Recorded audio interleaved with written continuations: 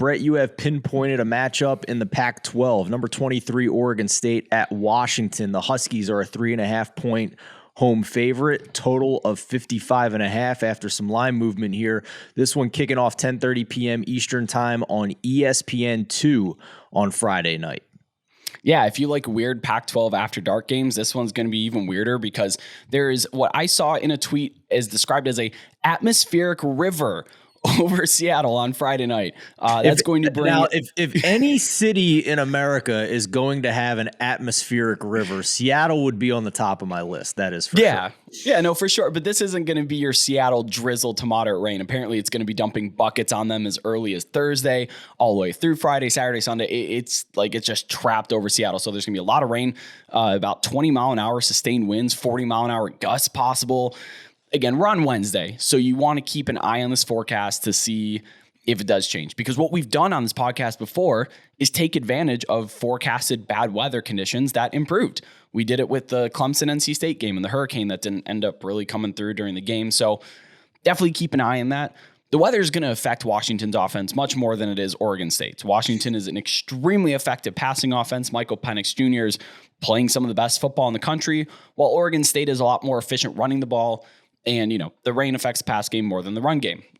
So if you want to bet the total, which is what I like to look at in these kind of weird, messy games, I would wait to see how it is the day of. You're probably going to see the line move a bit more.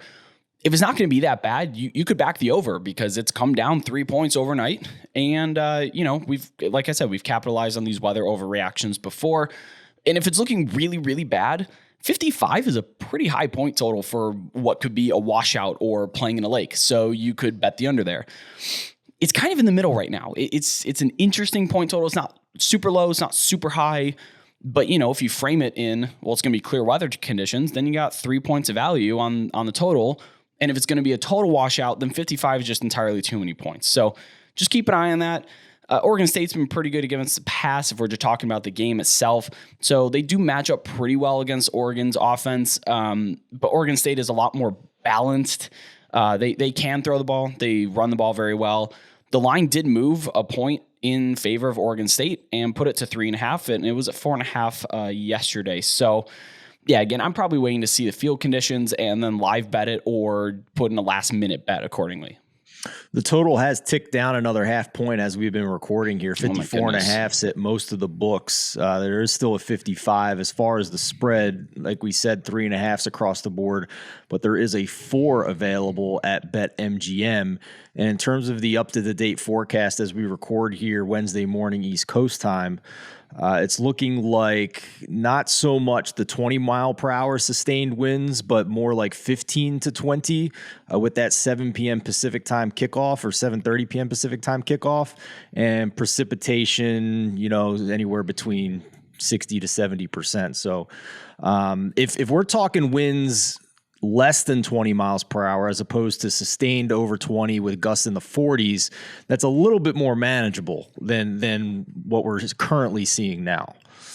Sure, it's a little more manageable. The thing that actually worries me the most about it, though, is the fact that it's going to rain the night and the day before, and that's going to get that field really swampy. It's if it was dry and they just got this rain during the game, yeah, I'd make the ball a little slick, but these guys are playing at such a high level, it doesn't really make a big difference. But when the field starts to deteriorate, which Washington has grass, I believe, or are they on turf? I'm pretty sure they're turf. Okay, they're turf, but it can still mess up the turf, and it ponds really bad on turf fields. So again, if they're playing on like what we saw, like the Bears and 49ers played at the beginning of the year, the NFL season, it's going to mess it up. And the fact that it's raining the day before, the night before, and the day of is concerning to me more so than the wind. It is field turf here. I just checked it out. Then look out for ponding because New Age AstroTurf. Nice. AstroTurf 3D3, if you want the official name, which was just put in last year at Husky Stadium as I do my stadium investigation here on the podcast. Only on this podcast are you going to get that kind of information. So please keep tuning in. That's what the folks are here for. Yeah, not the 2D3 AstroTurf, the 3D3. It's the upgrade. Maybe it drains better. I don't know. We'll see. But just from atmospheric river, just constantly dumping rain on Seattle. If that forecast doesn't change, I'm probably going to take the under.